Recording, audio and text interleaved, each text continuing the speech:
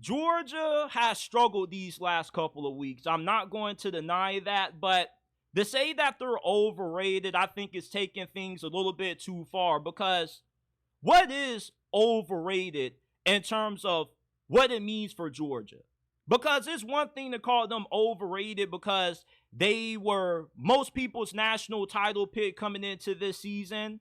And with how they struggled the last couple of games they played, having to come back from behind and falling short of their comeback on the road against Alabama, and a week prior, barely being able to squeak out a win on the road against Kentucky, it's fair to say that Georgia isn't the dominant team that we've seen them be the last couple of years. But to say they're overrated, you're taking things a little bit too far, because if you're saying Georgia's overrated, you're basically saying that they're not a good team pretty much, because there are only about 3 teams in the SEC right now that you can make the argument are flat out better than Georgia: Alabama, Texas, and maybe Tennessee. That's about it.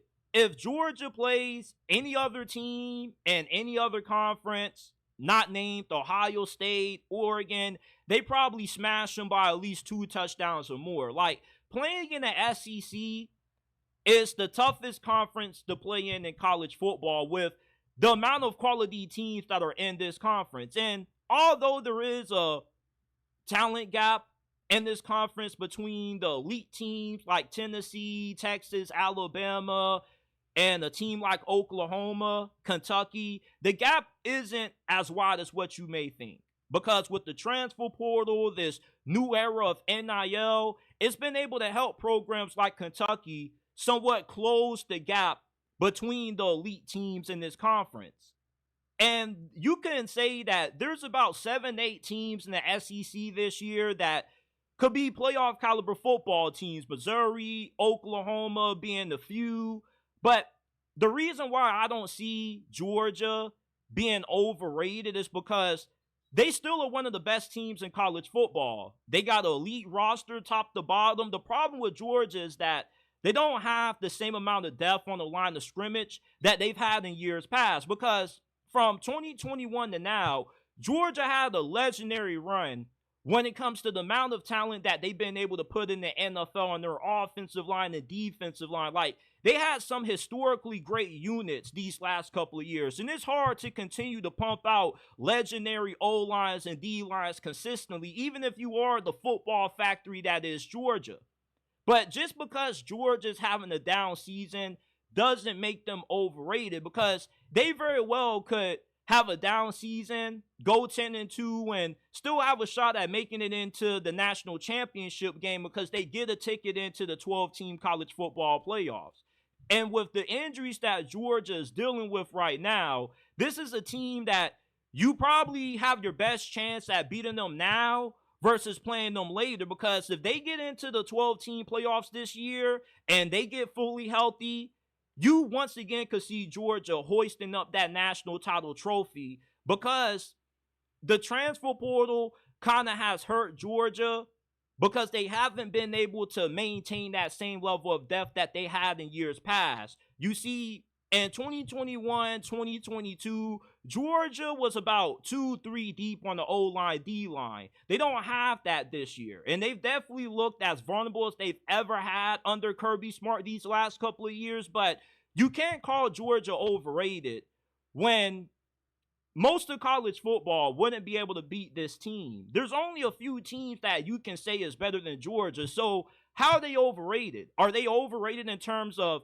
them not being the best team in college football? Because most people had different opinions about who they thought was number one. Some people felt it was Georgia. Some people felt it was Oregon. Some people felt it was Ohio State. And they still are a top 5 team. If they were to play any other team, not named Bama or Texas, they probably would at least be a touchdown favorite. You know, they still got a really good defense. Offensively, they still don't have identity.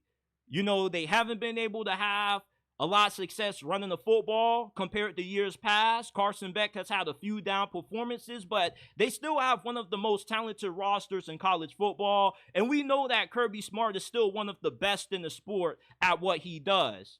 So I can't say that Georgia's overrated, only because they lost to an Alabama team that you can say right now looks like the front runner to not only win the SEC, but to win the Natty with how good of a coach Kalen DeBoer is and Jalen Milroe being a Heisman contender right now. You know, Alabama has a really good team. I don't think that you can take that Alabama loss and use it to justify Georgia being overrated. Same thing with that Kentucky game.